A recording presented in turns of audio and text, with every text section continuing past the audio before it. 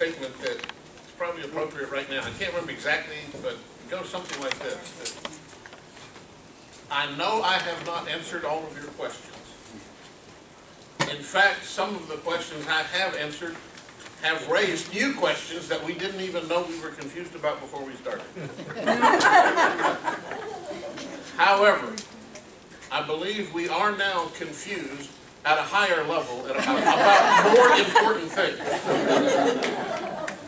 And so, I do not pretend to have answered all the questions that can be answered, and I do not pretend to have all the answers. Somebody asked me this morning a question about essentially, why does God put Satan into a pit before the beginning of the millennial kingdom, and then let him out again right before the new heaven and the new earth?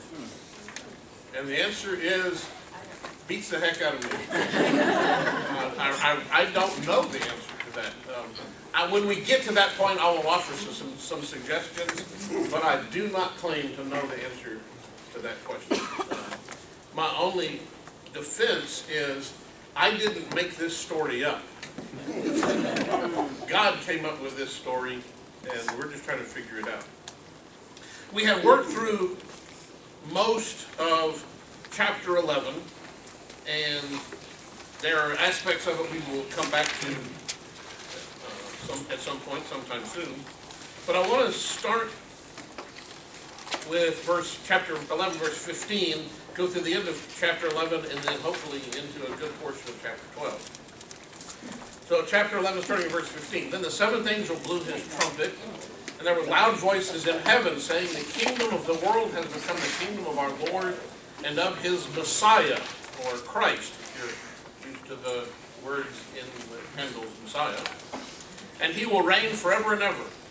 Then the 24 elders who sit on their thrones before God fell on their faces and worshiped God, singing, "We give you thanks, Lord God Almighty, who are and who were, for you have taken your great power and begun to reign. The nations raged, but your wrath has come, and the time for judging the dead, for rewarding your servants, the prophets, and the saints, and all who fear your name, both small and great, and for destroying those who destroy the earth." Then God's temple in heaven was opened, and the ark of his covenant was seen within his temple, and there were flashes of lightning, rumblings, peals of thunder, an earthquake, and heavy hail. So here we have finally the seventh trumpet. Now we had the sixth trumpet way back in chapter 9, verse 13. Then the sixth angel blew his trumpet. We've been in that intermission between the sixth trumpet and the seventh trumpet. And if you'll recall, there was an intermission between the sixth seal and the seventh seal. So there's that pattern. You had four seals that fit together, then you had two more and an intermission and one more. Then we got to the seven trumpets. We had four trumpets, and then we're told there are three woes to come. And so that divides the trumpets. The first four are different from the next three. But then we had the fifth and sixth trumpet, and then the intermission, and then now this seventh trumpet. So we're following a pattern very similar to that. One curious thing that I think we're supposed to figure out, you go back to chapter 11, verse 14, the second woe has passed, the third woe is coming very soon. We were told what the first woe was, we were told what the second woe was, now we're told the third woe is coming, but we're never told what the third woe is. It never does in the book of Revelation say, "and that was the third of the woes." I think it's what is said in the seventh trumpet. The seventh trumpet is in fact the third woe. Now, it doesn't seem very woeful to us. The kingdom of the world has become the kingdom of our Lord and of his Messiah, and he will reign forever and ever. We give you thanks, Lord God Almighty, who are and who were, for you have taken your great power and begun to reign. The nations raged, but your wrath has come, the time for judging dead, for rewarding your servants, the prophets, and saints, and all who fear your name, both small and great, and for destroying those who destroy the earth. That's what is sung. How is that a woe? How is that a warning? How is that bad news? That's not the woe. It says the woe is coming quickly. I think we're going to see the next 3 or 4 chapters as an interlude between the 6th and 7th woe, or the 2nd and 3rd woe, 6th and 7th trumpet. Okay. But no place is, no event is described as the third, is identified as the third woe.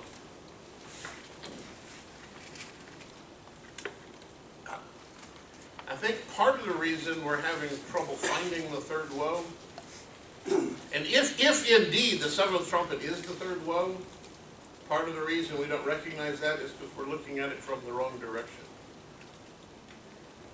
If we were among those rebellious people, if we were part of rebellious humanity, how would all that stuff sound to us? That would be really bad news. It is a declaration of victory on the part of the one against whom we are rebelling. That's not, if you're among the rebellious, that's not good news. I don't know that there's much that's truly woeful in the book of Revelation in terms of the perspective of believers. Now, there's some things that are hard, some things that are difficult, some things that are challenging. But go back to the sermon today. I can do all things through Christ who strengthens me. That comes from the words of a man who's in prison at the time that he writes that. It comes from a man who has been shipwrecked, comes from a man who has been stoned, comes from a man who's had some really horrible things happen to him, and his declaration is nothing can keep me down. Paul is not saying nothing hurtful or painful will ever happen to me. That is not what he is saying. What he's saying is none of that can defeat me. So I'm not sure that anything here is particularly woeful to those who are on the side of Christ. They are woes who are on the wrong side.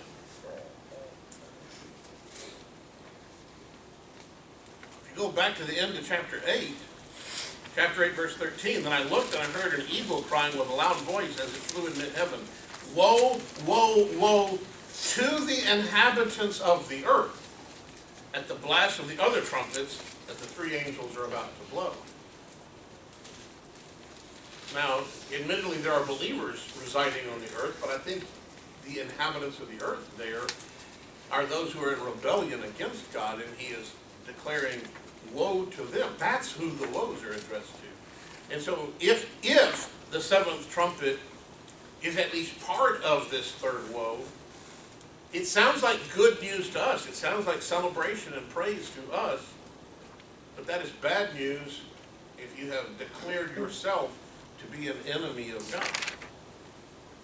And so I suggest that's at least part of it. Now we have elements of this 7th trumpet that sound very similar to what we have heard before. We have to go back a little ways.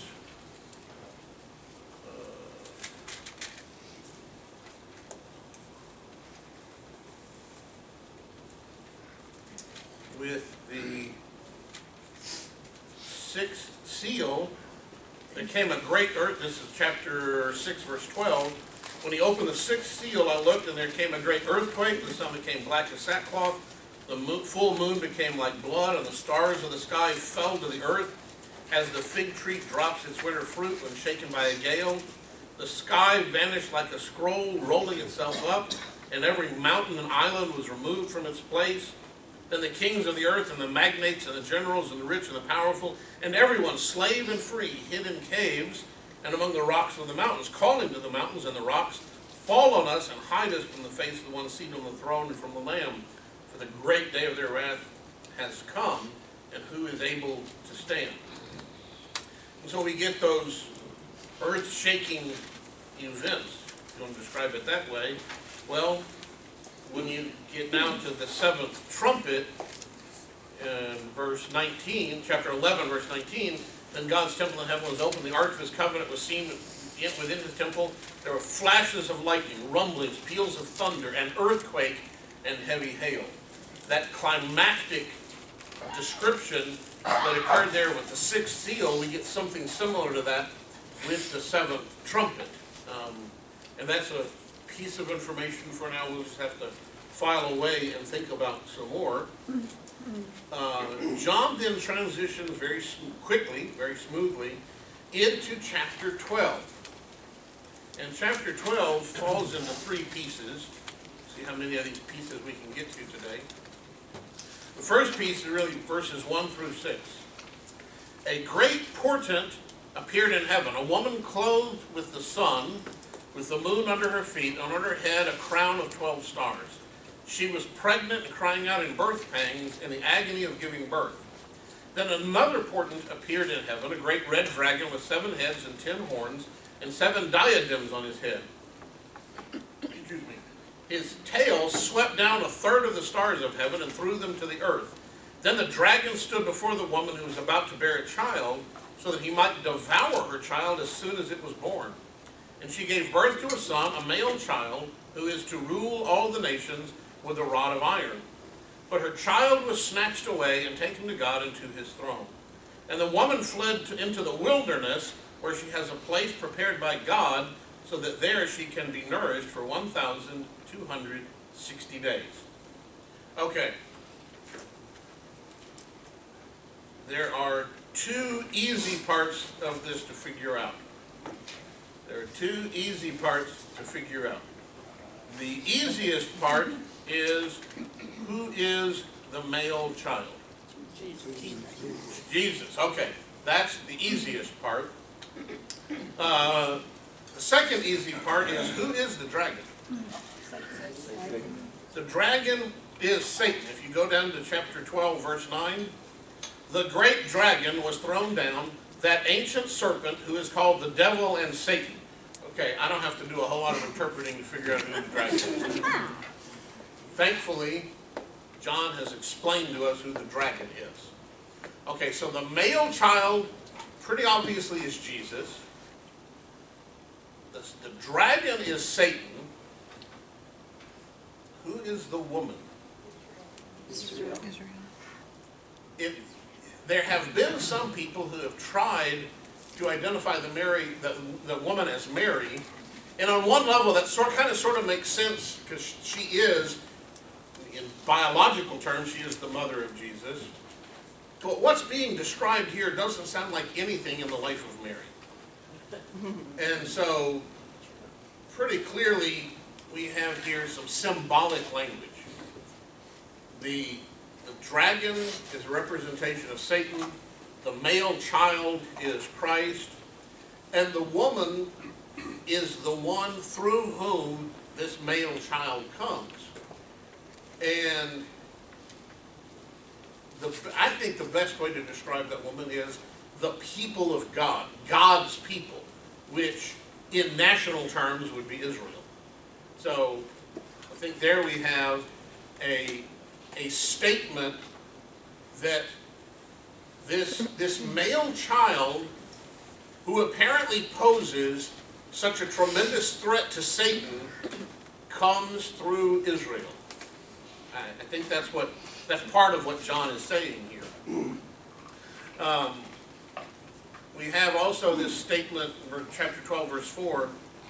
His tail swept down a third of the stars from heaven and threw them to earth. That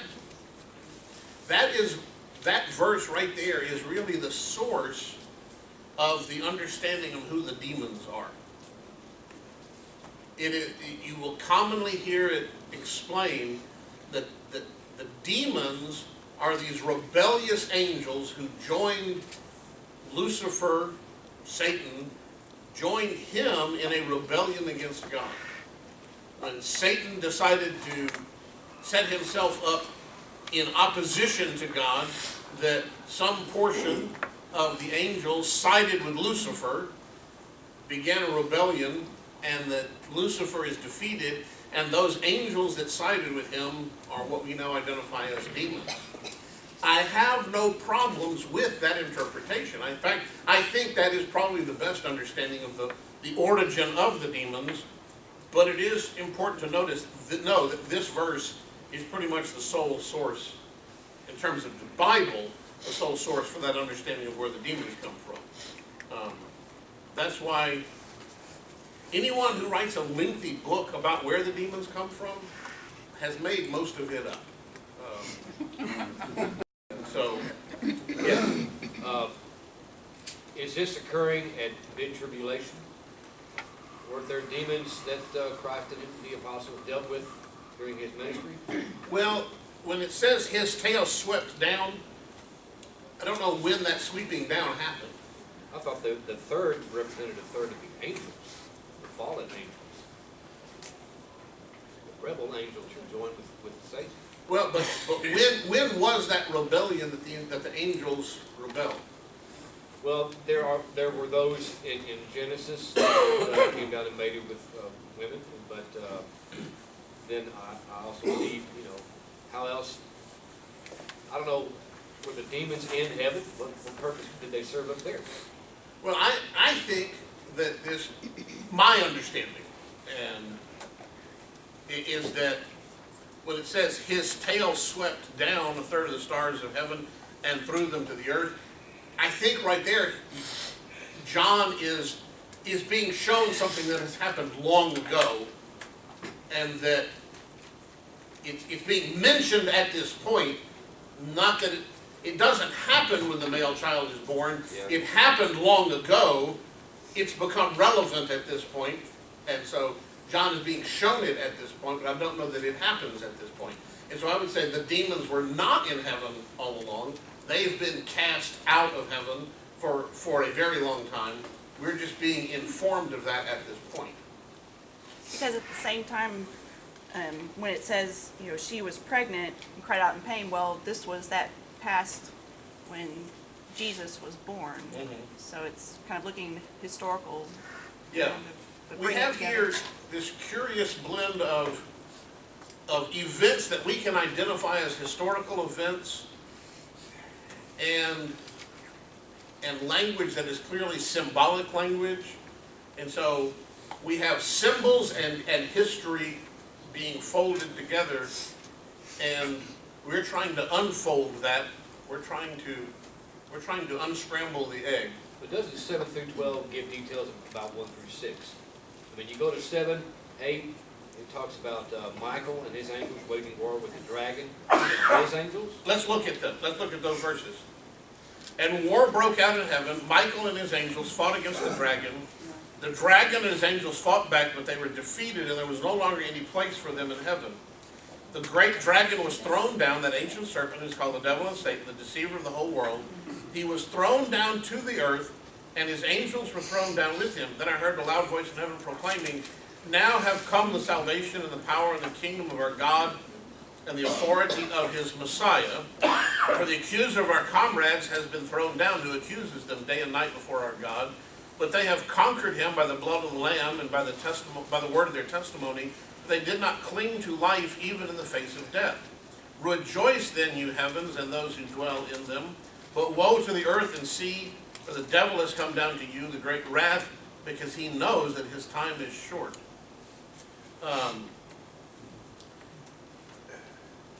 Again, I don't know. Is particularly verses 7 through 9.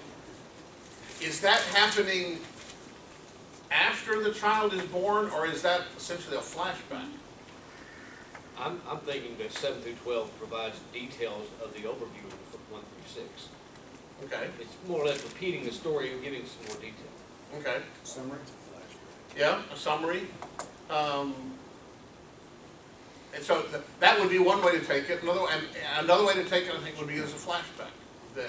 That when John sees this dragon, a very natural question is, where did that dragon come from? What is that dragon? Who is he? Why does he have this? Why is he doing this? And so then John is shown this flashback of, here's what happened. Here's how he got to where he is right now. Now, if it is a flashback, then I would say verse 10, John hears as a comment now on what happened back then, because when it talks about verse 11, they have conquered him by the blood of the Lamb and the word of their testimony, I don't know that would have made a whole lot of sense way back when Satan was first cast out of heaven, if this is indeed a flashback.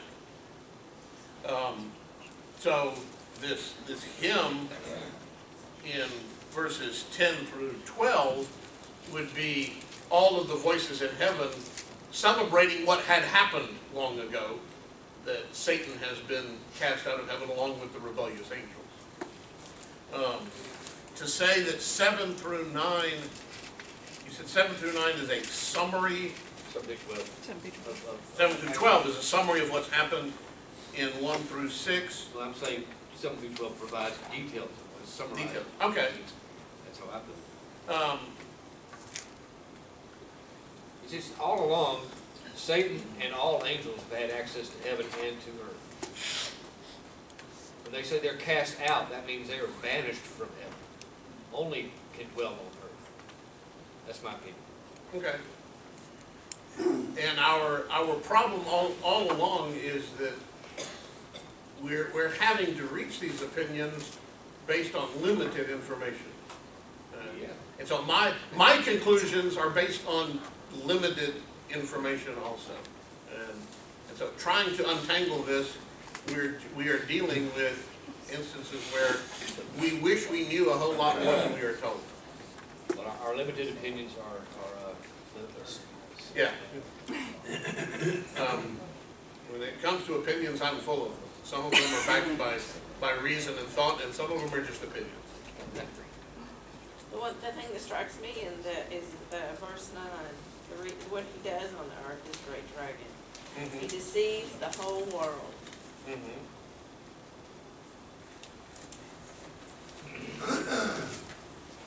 In my footnote, Richard, it says that this was not the original casting out of heaven, and this is the final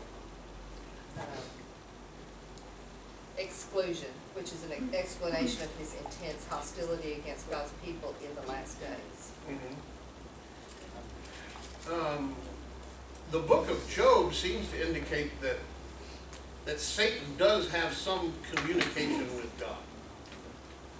And so, and at some point that communication with God presumably will be broken off.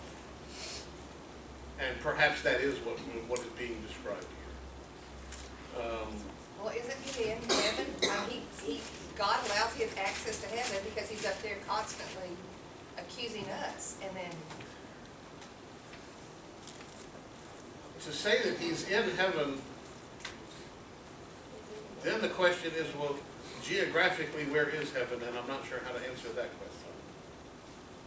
And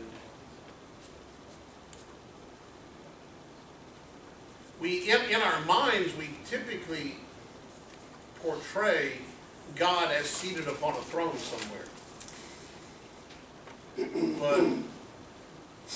But that is us trying to conceive of who God is. And then we then conceive of Satan coming into that throne room and making the accusations. If God is, however, omnipresent, if God is everywhere, I don't know that Satan has to go to a particular place to make those accusations to God. No, Satan would. Now, Satan is limited. Satan is limited to where he can be, but God is not limited to where God is. Moses went to Pharaoh, right? Yeah. Let my people go. It had to be that physical. Because Moses was because not there you're God. dealing with two mortal, finite human True. beings. Moses was not God, but Yeah. Moses had the word and power of God. Satan is not God. Satan is not God, so, but God is God. True. So it doesn't stand to reason that if, we're at this level down here, that, and if Moses is that level, basically with us, except of course, yeah, he's got a few more notches on his belt, Yeah. kind of the A.K. Billy Graham, so go away from that. But now you have Satan with God, so there has to be some sort of a place where Satan can approach. They're not on the same level, so they can't be ethereal and just like get wherever they want to chat about this stuff about Job or whatever. He has to go into somewhere. But if God is everywhere, why does Satan? Because Satan has to have a place where he can go to God. God Where doesn't do need you to talk to where do you have to be to meet with God? Nowhere. You can meet with God anywhere. Nowhere anywhere. So same with Satan. Okay, why can't Satan meet with God wherever Satan happens to be? Because that's not the way God set it up. I'm not I sure. don't know, he's I at don't Job's know. house Who and said it's that? just- God's over everything. Yeah, Although Satan could have that communication Uh-huh. and all that stuff, there still has to be that, you know, you gotta go through the proper channels. You don't walk in to see the president right away. You have to work your way to walking into that Oval Office. and in a sense, I grant that Satan has access to God because God allows Satan to have Yes. access to him. Exactly, exactly. So, but where must that occur? I don't know that there's a particular place that, I think wherever Satan is, when Satan wishes to make the accusation, if How about God Job? chooses to hear the accusation, then God hears the accusation. But in the Job situation, it was defined where Satan pays, you know. And I think that's in part, I think that describing it that way is in part trying to provide us with a way to understand something that's beyond our understanding. Exactly. That's my whole point about, because this is a pageant here. Yeah. The first time I read Revelation 12, I just had this image of like a little, like an elementary school play. You know, the woman all dressed, how can you dress like the sun? Mhm. You know, first off, how could John see it without being totally blind? How could he see her face? Yeah. So clearly, she didn't have the same glow as Jesus did back in chapter, Right. at the beginning. Mhm. So here's this, now here comes a dragon along as well. And, you know, they got the tail, and he sweeps stars, and you see like, you know, little stars being thrown into the audience, you know, and all this stuff like that. And it was almost comical the way that was going on until it turned. It like, as it began to get malevolent, he's gonna eat the child. That's something, ooh, this ain't good anymore. This is no longer an elementary school Yeah, pageant. this isn't fun anymore. Let's get to the end of this, you know, so. Okay? Let's just read through those first 6 verses again. The great portent appeared in heaven, a woman clothed with the sun, with the moon under her feet, on her head a crown of 12 stars. She was pregnant, was crying out in birth pangs, in the agony of giving birth. Then another portent appeared in heaven, a great red dragon, with 7 heads and 10 horns, and 7 diadems on his heads. His tail struck down a third of the stars from heaven and threw them to the earth. Then the dragon stood before the woman who was about to bear a child, so that he might devour her child as soon as it was born. And she gave birth to a son, a male child who was to rule all the nations with a rod of iron. But her child was snatched away and taken to God and to his throne. And the woman fled into the wilderness, where she has a place prepared by God, so that there she can be nourished for 1,260 days. Okay, I'm sure it hasn't escaped your notice. We have the 1,260 days showing up again. And we have the woman who represents the people of God, God's people, from whom the Messiah comes in this pageant. I don't like that word. In this pageant, the vision has completely skipped over the entire earthly ministry of Jesus. He's born and immediately he's taken up into heaven. But the rod of iron, Taken ruled to with the God rod and of iron, Jesus didn't rule with the rod of iron. But he will. But he will. And so, that's why I say in this pageant, we've skipped from the birth of Jesus to him reigning in heaven. Which is probably why my NIV here says, portraying things to come. Yeah. Yet it's getting, like you said, the past, and so it's going in all directions. And again, this book is sent to people who are enduring great hardship at the hands of others.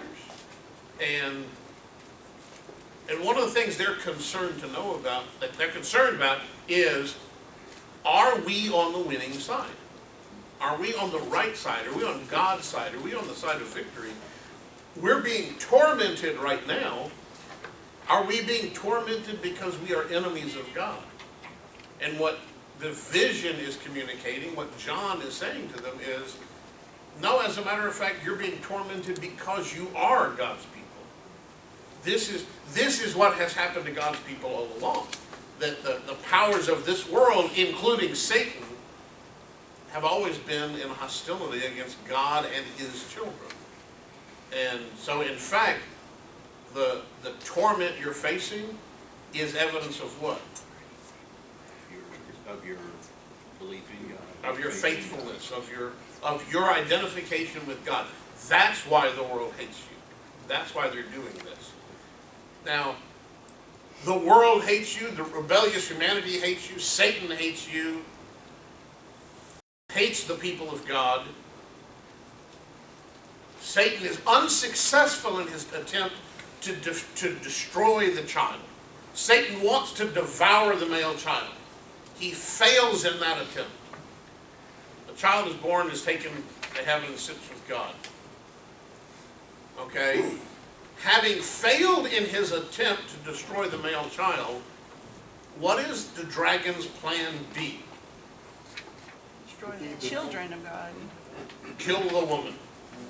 Kill all those associated with the woman. Try to prevent as many as people as possible from going to heaven and being with God. Toward punish God. Right. And the woman fled into the wilderness where she has a place prepared by God so that she can be nourished for 1,260 days. We seem again to have that idea of those who are faithful to God are vulnerable to attack from the world, in this instance, vulnerable to attack by Satan. So they're simultaneously attacked by Satan, but what else is true about them? God is protecting them. She has a place prepared for her, prepared by God, so that there she can be nourished. So the people of God are attacked by Satan and protected by God. If we skip over the stuff we've already looked at, and we can't necessarily come back to it, but jump to verse 13. So when the dragon saw that it had been thrown down to the earth, he pursued the woman who had given birth to the male child, which seems to go back to what we saw back in the previous passage. But the woman was given the 2 wings of the great eagle so that she could fly from the serpent into the wilderness. So this seems to be a more detailed account of that going into the wilderness where she had a place prepared for her. To her place where she is nourished for time and times and half a time. Well, that's probably the 1,260 days, which is 42 months, which is 2.5 years, which would then be time times and half a time. 3.5 years. 3.5 years. Then from his mouth the serpent poured water like a river after the woman to sweep her away with the flood, but the earth came to the help of the woman. It opened its mouth and swallowed the river that the dragon had poured out from its mouth. Then the dragon was angry with the woman and went off to make war on the rest of her children, those who keep the commandments of God and hold the testimony of Jesus. Let's see, Okay. he's going to eat her kid, then he's going to flood her, and after the earth eats the water, then he gets angry? Then he really got mad. So there's 2 parts. Now we got 2 parts. Now we have very clear, okay, the earth opening its mouth and swallowing and soaking up the river. God created creation. Creation comes from God. And so the idea that the earth would absorb the river maybe just, in fact, and this is saying that God made creation. God can use creation to accomplish his purposes. I'm not sure exactly how to describe, how to identify what it is that's being described there by the Satan, the devil pouring out a river and the earth opening its mouth and swallowing the river. There's underground rivers that actually currents coming through underneath the continents, it's flowing all the time. Yeah. They don't go around the continents, they go through the continents.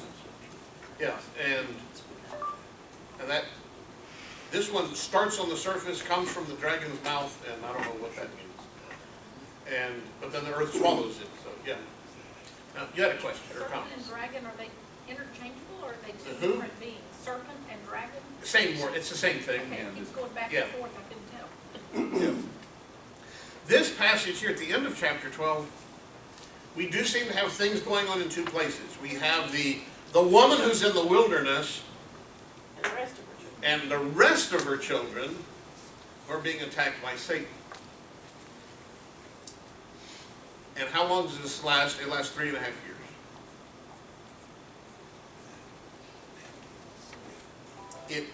It sounds to me like, again, we are being told the people of God are simultaneously under God's protection and vulnerable to attack by the world.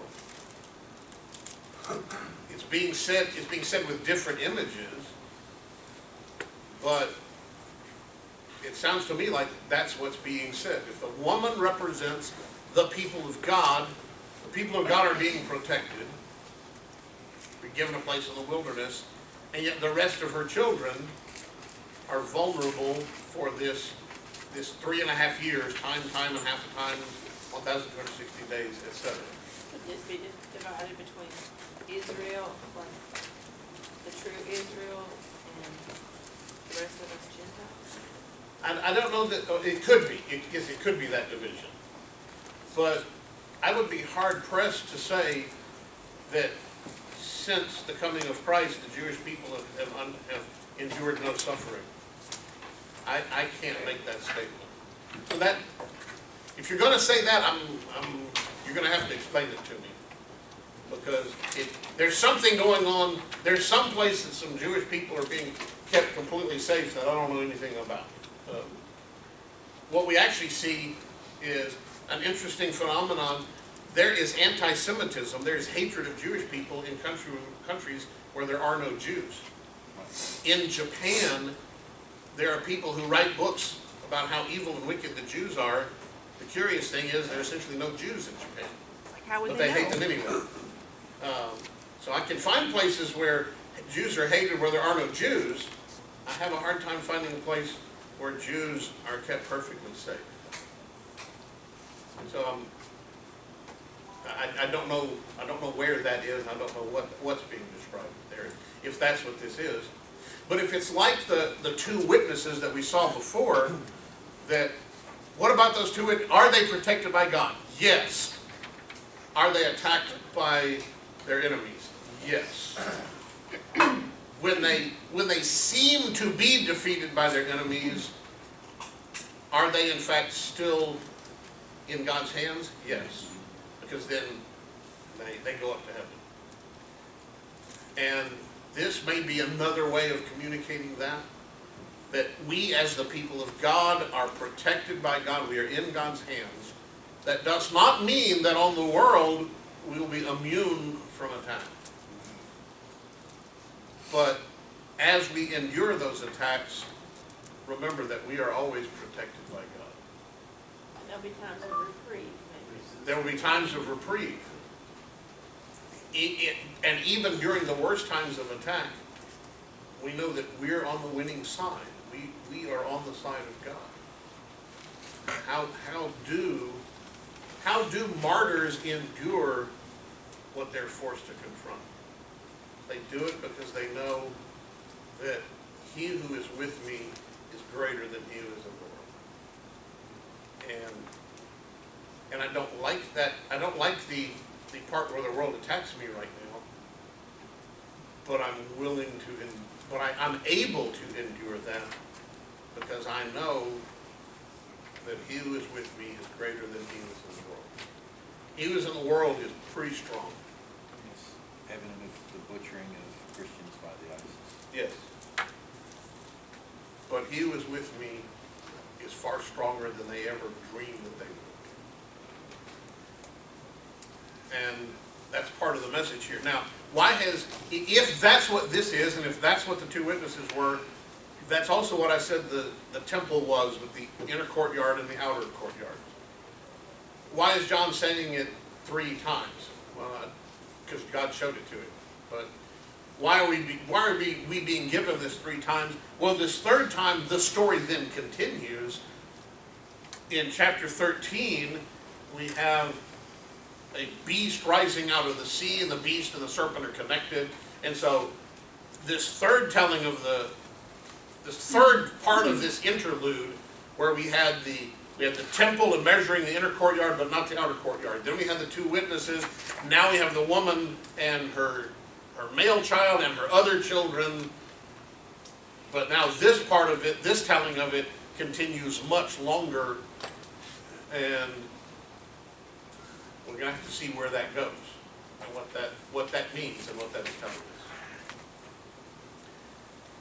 And we are now 8 minutes over, so we will pause at this point.